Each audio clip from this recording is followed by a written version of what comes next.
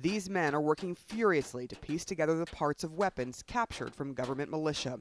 The rebels are constantly trying to figure out how these killing machines work and modifying them for use on their side of the battlefield, where weapons are in short supply. Not one of these men is a mechanic, and not all of the people working here are men. There are children, too. 15-year-old Nasser spends 6 days a week and 10 hours a day meticulously scrubbing the different parts of massive guns that were removed from tanks. Nasser, a lot of people think children should not be doing the work that you're doing. What do you think about that? I would tell them to get back to work and try to understand the situation we are living here these days. The situation after months of shelling is there is no school for children and no end to the fighting on Misrata's borders. What does it do to you as a father to see a young boy having to work on a gun? For me, yes.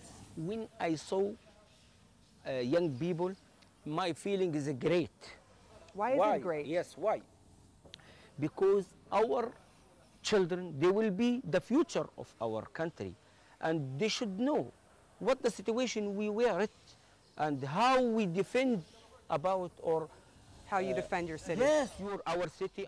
Defending the city means using all kinds of makeshift weaponry on Misrata's 3 battlefronts. The heaviest and most powerful guns are usually fashioned to pickup trucks.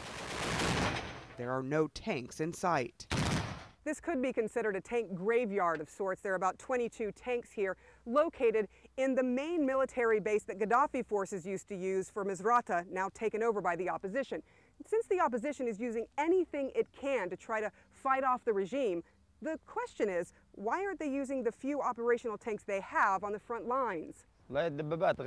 Most of the tanks have been destroyed, and for those that are operational, NATO ordered us not to use them. They told us not yet. Around Misrata, they've been battling it out from the same positions for 3 weeks.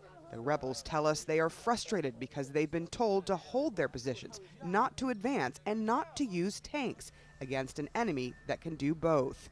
But on this day, opposition fighters are cautiously celebrating. An attack by Gaddafi forces ended in the rebels pushing them back and advancing 3 kilometers further towards Tripoli. Sarah Seidner, CNN, Misrata, Libya.